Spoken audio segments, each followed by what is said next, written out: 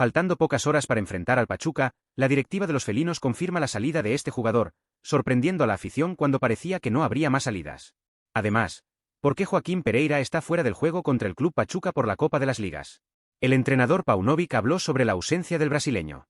El mediocampista ofensivo de Tigres de la UANL reveló la verdad antes del partido de los octavos de final de la Copa de las Ligas y Carlos Moreno de los Tuzos no se intimidó y envió un mensaje: vean todo esto y mucho más ahora.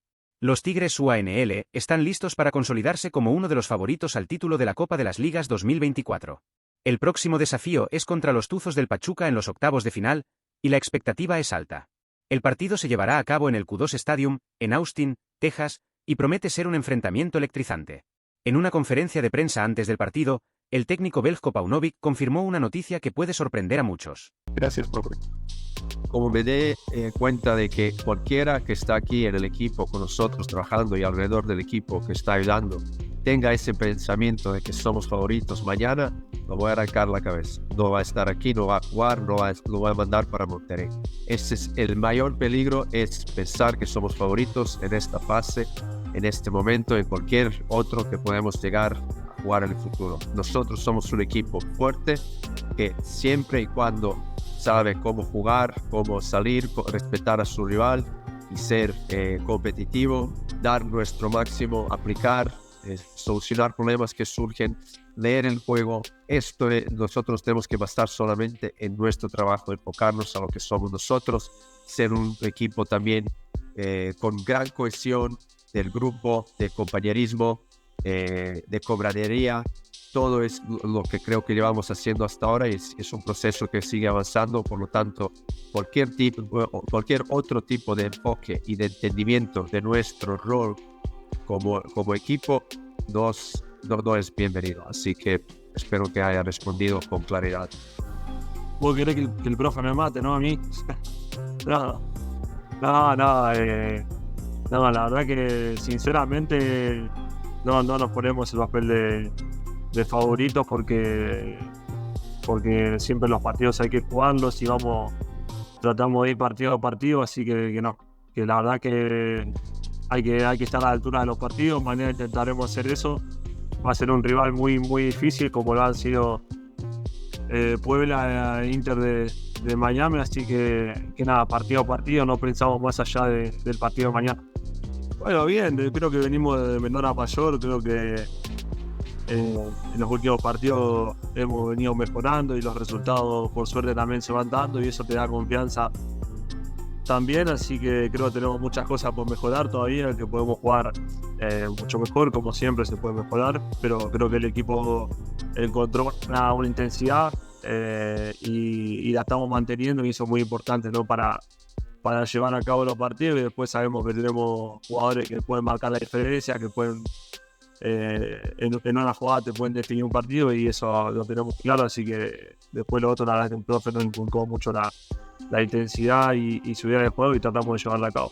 A ganar, a buscar competir al máximo y es lo que se intenta por ahí. Creo que no siempre se logra. Hay cosas, pequeños detalles a los que uno se tiene que ir adaptando. El equipo mexicano viene y se tiene que adaptar.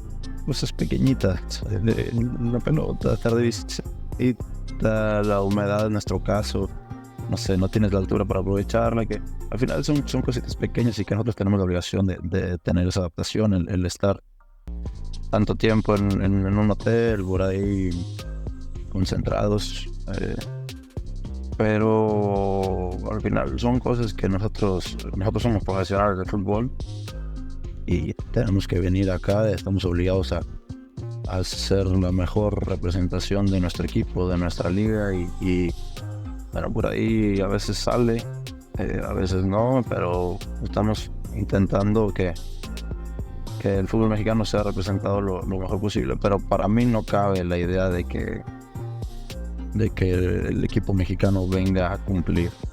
Difícilmente veo que algún equipo, algún plantel venga y diga, bueno, este torneo no queremos competir, todos queremos ganar, de eso vivimos, de prestigio, del ganar, porque al final eso es al que nos da, lo que nos da de comer.